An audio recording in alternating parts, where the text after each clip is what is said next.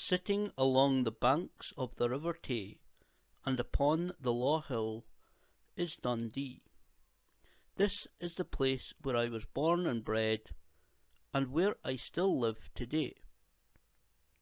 Many know it as the place of jute, jam and journalism. Dundee is over 825 years old, and much like other areas of the world, it is continually adapting to contemporary life. This means many changes going on right now. Many areas are being redeveloped with tremendous investment in different projects. Dundee is also known as the City of Discovery. However, I feel this now means more than simply Captain Scott's ship. With the changing Dundee that we are seeing, it also means that Dundonians and our visitors are discovering a new look and a new chapter in its history. In this video, I will take a look at some of these changes.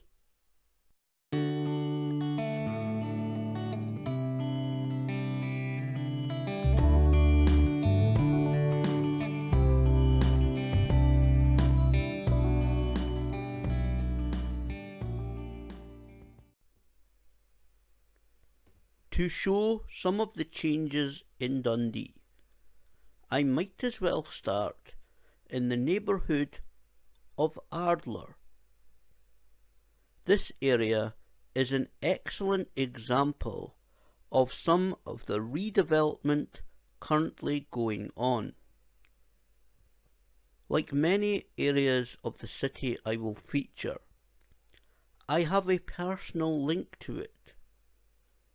This is because it was where I spent the first few years of my life.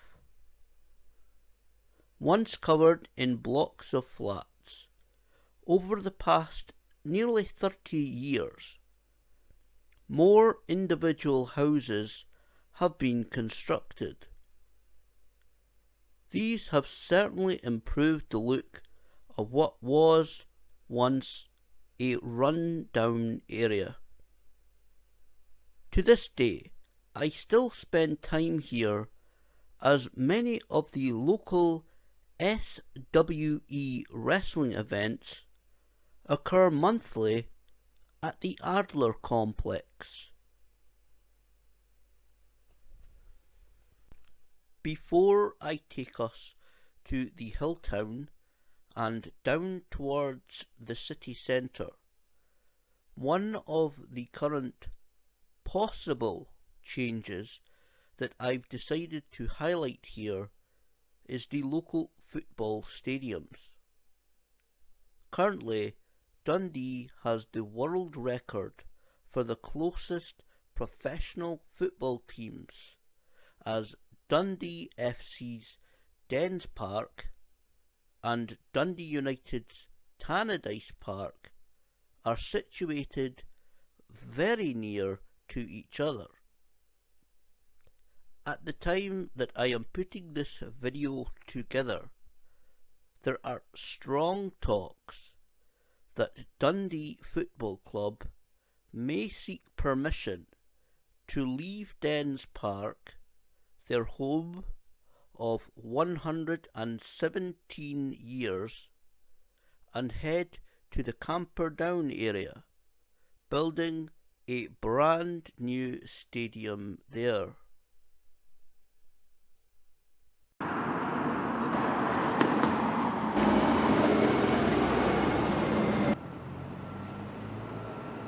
The Healthtown area has witnessed significant changes. Two sets of similar tower blocks have both been demolished. At the top end of the Healthtown stood the Derby Street Maltese. These two tower blocks were a regular visiting place for me, as my paternal grandparents lived here. The blue-tiled tower was called Buckle-Maker Court, and the red-tiled building, which was where they lived, was called Butterburned Court. These were demolished on June 30th, 2013.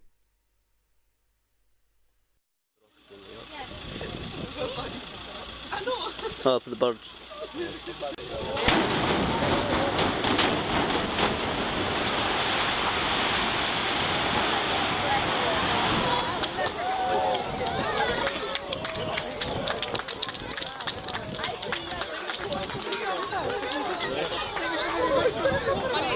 Currently, the land lies empty and pretty much unused. I have long heard that plans, at least were, to build housing there, but nothing has been officially confirmed. Just a few minutes' walk further down the Healthtown is Alexander Street.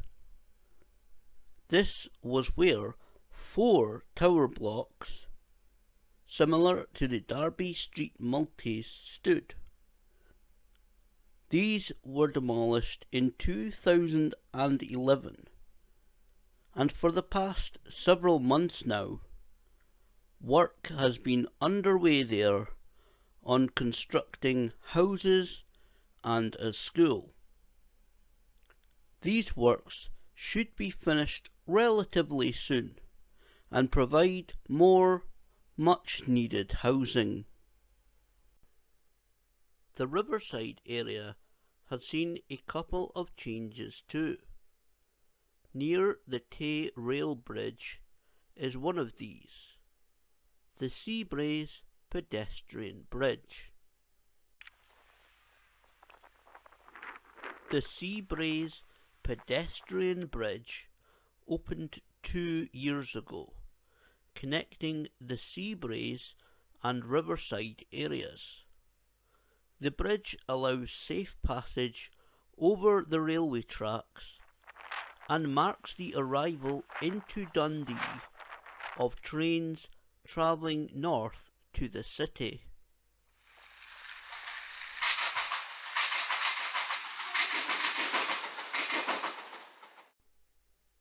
If you continue right along the riverside in the direction of the city centre, you will eventually find yourself at the City Quay.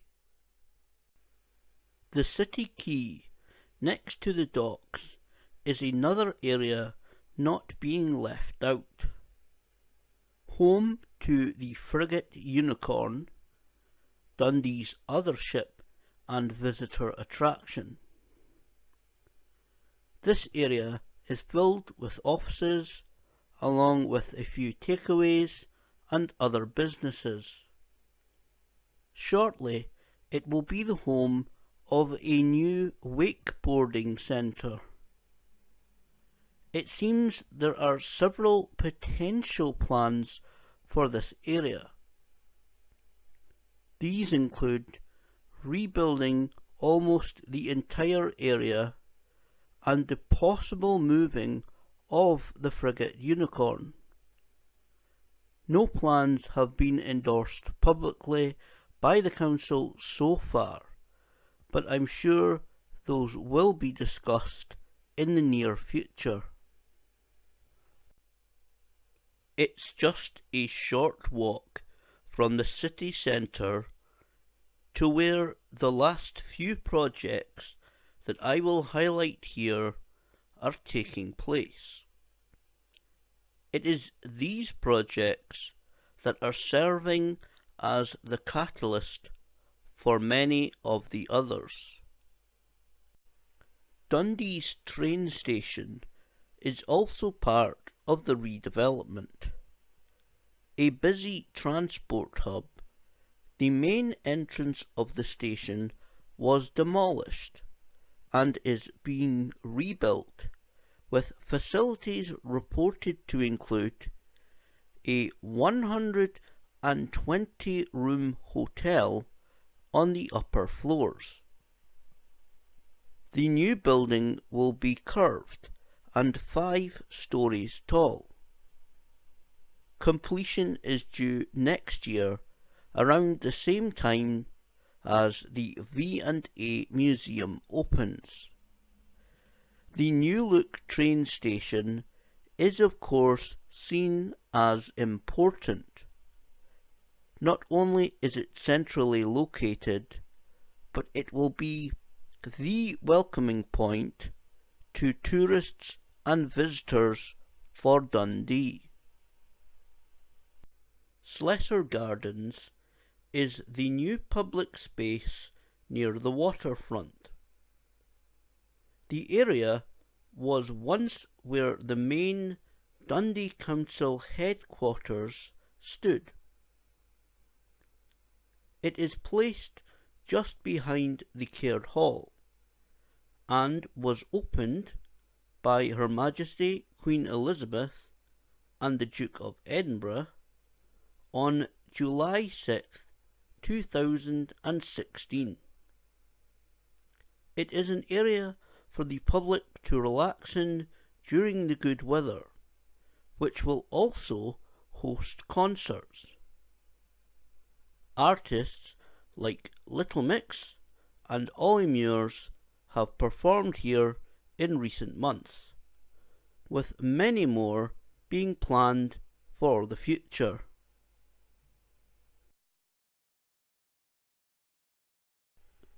One of the ongoing projects that's receiving a lot of publicity and attention is the new V&A Museum. This multi-million-pound building will be the first Victoria and Albert Museum outside London, scheduled to open next year. This building is expected to welcome nearly 300,000 visitors each year.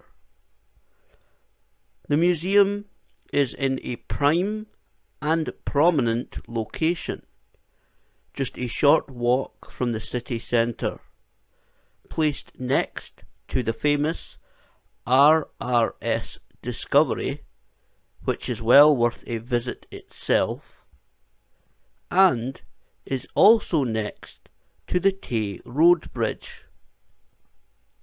Scotland's first dedicated design museum will hopefully help entice visitors and tourists to the various local attractions such as the Verdant Works and Transport Museum. So that is my look at the changes going on and what Dundee looks like in 2017. The current long-term plans still have quite a few years left, until 2031 actually, when we may see it all finished. There are a lot of hopes that when it is indeed finished, that Dundee can benefit from everything that's being done. A recent report stated that visitors and tourists contributed £155 million to the local economy in 2016. This plainly states the importance of everything that is going on. It shows just how much Dundee can hopefully benefit from the successful completion of the redevelopments. I would like to see a network of working relationships occur, where we see cross-promotion of attractions, places to stay, and other businesses. Strong promotion will of course be one of the challenges that will have to be undertaken.